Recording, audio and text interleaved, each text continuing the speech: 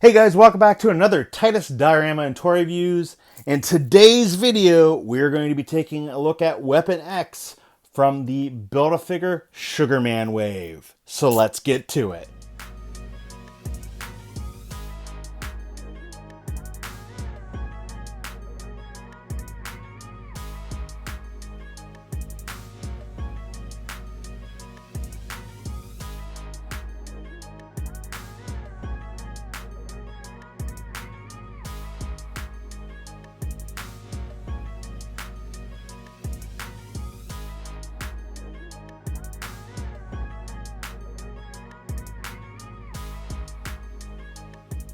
And as you can see, the Weapon X figure comes in that standard window box packaging that we come to expect from Hasbro with all their Marvel Legends. This does allow you to see the action figure, any accessories, and Build-A-Figure pieces that they may come packed with.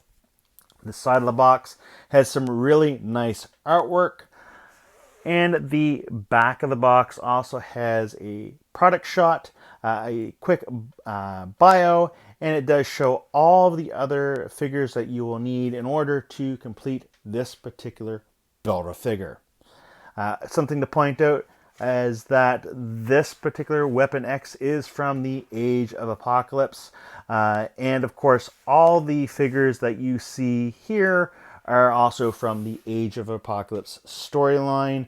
I'm not going to lie, there are a few figures here that I would love to get in my collection, and I might actually want to complete this Build-A-Figure at some point in time. With that stated, guys, let's go ahead and get the figure out of the packaging. Alright guys, so here is Weapon X from Age of Apocalypse out of the packaging. Let's go ahead and take a look at what accessories he comes with, and then we'll actually take a look at the figure itself. So let's go ahead and take a look at the Build-A-Figure piece first. Of course, this is the left leg of Sugarman. Of course, his legs are very small, so it's not a very big Build-A-Figure piece, and there's no added paint. It's just molded in that same plastic that the Weapon X figure is molded in. Now, the only real accessory that Weapon X comes with, of course, is the little cap that doesn't have the blades protruding out of it. And the storyline of the Age of Apocalypse, Wolverine is actually lost, or Weapon X has actually lost his left hand, and it was replaced with this stub. And in one panel of that story arc, it is shown that he can actually pop out his claws from that stub. So these are removable. It just pops off, pops back on. I'm not sure if I'm going to display them with this one on or that one. I haven't decided that yet, but we'll figure that out later on. Anyway, let's take a look at the actual action figure here. So for the actual figure itself, I think that they did a fairly great job at the sculpt and the paintwork. The paintwork is very minimum. It's just the lines, as you can see, on the front and on the back of the upper torso. Of course, the paintwork of the hair on the arms and the red going around his forearm. Also, the paintwork done on the belt is really well. It's not off-centered or anything. The lines on his head also came out really well. My one gripe is you have to really look through all of them when you're buying these in store. Some of the paintwork done on the faces, although it's a great sculpt, is not painted well, which means that it looks really awkward.